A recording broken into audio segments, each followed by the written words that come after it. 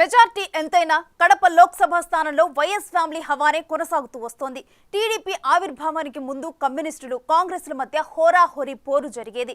TDP వచ్చిన తర్వాత మొదటిసారి మాత్రమే ఆదరించారు అక్కడి ఓటర్లు.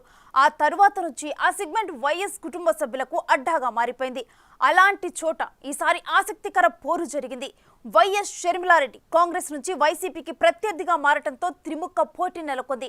ఆ క్రమంలో షర్మిల ఎఫెక్ట్ ఈసారి ఎవరిపై రిఫ్లెక్ట్ అవుతుందనేది ఇంట్రెస్టింగ్ గా తయారైంది.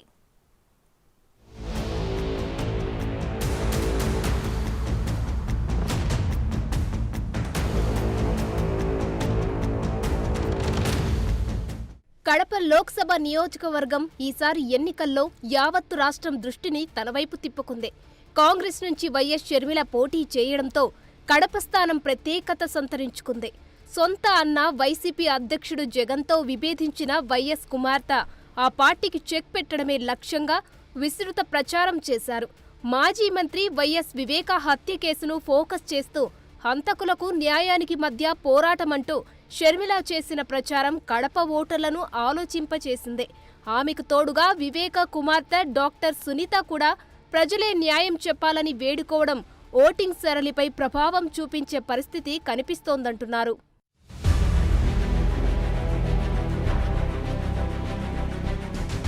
కడప ఎంపీ స్థానంలో 1989 నుంచి అంటే దాదాపు 35 ఏళ్లు వైఎస్ ఫ్యామిలీ హవానే నడుస్తూ వచ్చింది. దివంగత ముఖ్యమంత్రి వైఎస్ రాజశేఖర్ రెడ్డి కాంగ్రెస్ నుంచి 4 సార్లు కడప ఎంపీగా విజయం సాధించారు. తర్వాత ఆయన తమ్ముడు 5 ఏళ్ల క్రితం హత్యకు గురైన వైఎస్ వివేకానందరెడ్డిని లోక్సభకు పంపారు కడప ఓటర్లు. 2009 ఎన్నికల నాటికి ప్రత్యక్ష రాజకీయాల్లోకి వచ్చిన జగన్ తన బాబాయి స్థానంలో కాంగ్రెస్ నుంచి పోటీ చేసి మొదటిసారి ఎంపీ అయ్యారు. వైఎస్ మరణం తర్వాత పరిణామాలతో కాంగ్రెస్తో విభేదించిన జగన్ ఆ పార్టీకి ఎంపీ పదవికి రాజీనామా చేశారు. 2011లో సొంత పార్టీ వైసీపీ నుంచి బైపోల్స్ బరిలో దిగి ఘన విజయం సాధించారు.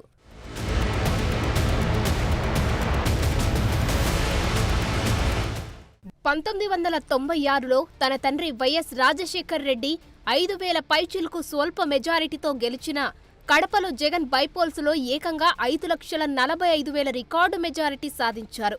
2014 ఎన్నికల్లో రాష్ట్ర రాజకీయాలకు పరిమితమైన జగన్ తన బాబాయి కొడుకు వైఎస్ అవినాష్ రెడ్డిని సీన్లోకి తెచ్చారు. అవినాష్ రెడ్డిని సైతం వరుసగా 2 సార్లు ఆదరించారు కడప ఓటర్లు.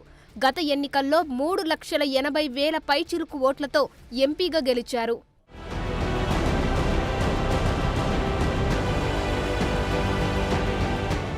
సరిగ్గా గత ఎన్నికల ముందు వైఎస్ వివేకానందరెడ్డి హత్యకు గురవ్వడంతో ఆ సానుభూతి వైసీపీ మెజారిటీకి ప్లస్ అయిందన్న అభిప్రాయం ఉంది.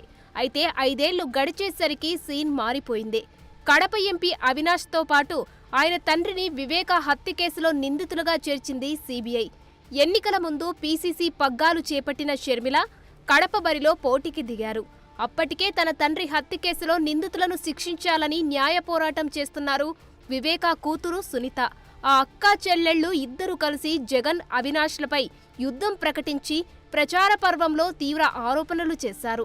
ప్రజలే న్యాయం చెప్పాలని కొంగుచాచి ఓట్లు అభ్యర్థించారు. సాక్షాత్తు ముఖ్యమంత్రి జగన్మోహన్ రెడ్డి గారు రాజశేఖర్ రెడ్డి గారి కొడుకై ఉండి అధికారం వాడి అవినాష్ రెడ్డికి కాపలాగా నిలబడ్డాడు.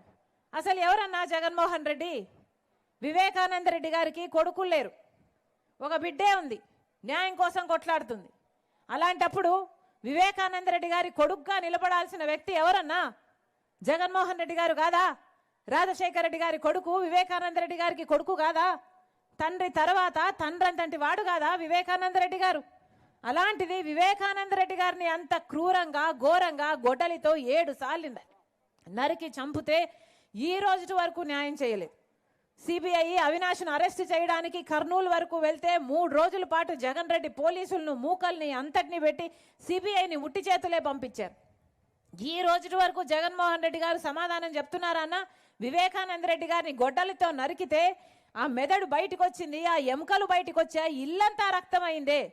మరి అంత భయంకరంగా వివేకానంద రెడ్డి గారిని చంపితే సాక్షి ఛానల్ మాత్రం హార్ట్ అటాక్ అని ఎందుకు చెప్పిందో ఈ రోజు వరకు జగన్మోహన్ రెడ్డి గారు కానీ సాక్షి టీవీని నడిపే భారతమ్మ కానీ సమాధానం చెప్పలేదు. నిందితుల వైపు ఉన్నారా? ధర్మం వైపు ఉన్నారా, హత్యలో నిందితుల వైపు ఉన్నారా? మీరు నిర్ణయించుకోవాలి. మీకోసం పోరాడిన, మీకోసం పనిచేసిన, 4 దశాబ్దాలు పనిచేసిన వైఎస్ వివేకానంద రెడ్డి, వైఎస్ రాజశేఖర రెడ్డి గారు ఆత్మకు మీరు ఏం జవాబు చెప్పదలుచుకుంటున్నారు? ప్రజలు ఆలోచించుకోవాలి. ఈ ఓటు న్యాయం కోసం, ఈ ఓటు ధర్మం కోసం వేయండి. వైఎస్ షర్మిల గారిని గెలిపించండి. సీన్ కట్ చేస్తే ఓటర్ల తీర్పు ఈవీఎంలలో నిక్షిప్తమైంది. కడప ఓటర్ల తీర్పు ఎలా ఉండబోతుందనేది ఉత్కంఠ రేపుతోంది. వైసీపీ పెట్టినప్పటి నుంచి ఆ పార్టీకి పిల్లర్గా పనిచేశారు షర్మిల. జగన్ జైలు జీవితం గడిపినప్పుడు తన పాదయాత్రతో ఆ పార్టీ బలోపేతానికి ఎంతో కృషి చేశారు. గత ఎన్నికల ముందు సైతం అన్న విజయంలో కీలక పాత్ర పోషించారు. వైఎస్ వారసురాలిగా తెలుగు ప్రజల్లో మంచి గుర్తింపు తెచ్చుకున్నారు. అయితే జగన్ మాత్రం ఎప్పుడూ ఆమెకు ఎన్నికల్లో పోటీ చేసే అవకాశం ఇవ్వలేదు. పైపెచ్చు ఈసారి ఆమె ప్రత్యర్థిగా మారడంతో సొంత చెల్లిపైనే జగన్ విమర్శలు గుప్పించారు. వైఎస్ అవినాష్ ఏ తప్పు చేయలేదని నేను బలంగా నమ్మాను కాబట్టే నేను అవినాష్కు టికెట్ ఇచ్చాను.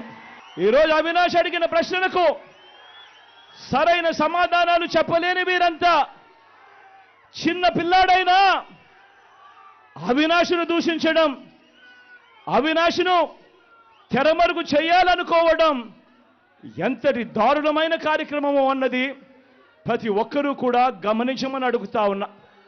మా అందరికన్నా చాలా చిన్నోడు అవినాష్, చాలా చాలా చిన్న పిల్లోడు. అటువంటి పిల్లోని జీవితం నాశనం చేయాలని చెప్పి నిజంగా ఇంత పెద్ద పెద్ద వాళ్ళందరూ కూడా కుట్రల్లో భాగమవుతా ఉన్నారంటే నిజంగా వీళ్ళంతా మనుషులేనా అని చెప్పి సందర్భంగా అడుగుతా ఉన్నా. ఆ కుటుంబ విభేదాలు వైఎస్ అభిమానులను మొదట్లో గందరగోళపరిచినట్లు కనిపించాయి. అయితే సొంత చెల్లెళ్లపై జగన్ కుటుంబం విరుచుకుపడడంతో షర్మిలపై కడప జిల్లాలో సానుభూతి వ్యక్తమైంది. వైఎస్ వివేకా సెంటిమెంట్ షర్మిలకు కొంత ప్లస్ అయిందన్న అభిప్రాయం వ్యక్తమైంది. ఆ క్రమంలో వైసీపీకి షర్మిల ప్రభావంతో క్రాస్ ఓటింగ్ బెడద తప్పదంటున్నారు. ఉమ్మడి కడప జిల్లాలో దాదాపు 80% ఓటింగ్ నమోదవ్వడంతో ఓటర్ల మొగ్గు ఎటుందనే గుబులు వైసీపీ శ్రేణుల్లో కనిపిస్తుంది.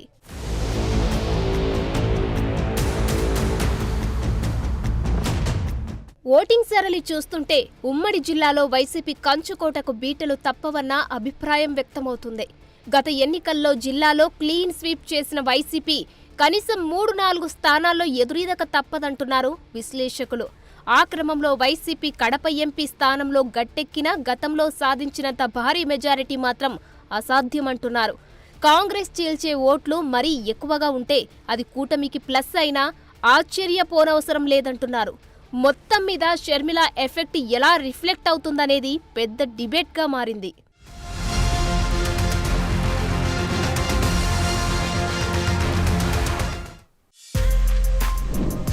For more videos like this, subscribe Big TV channel.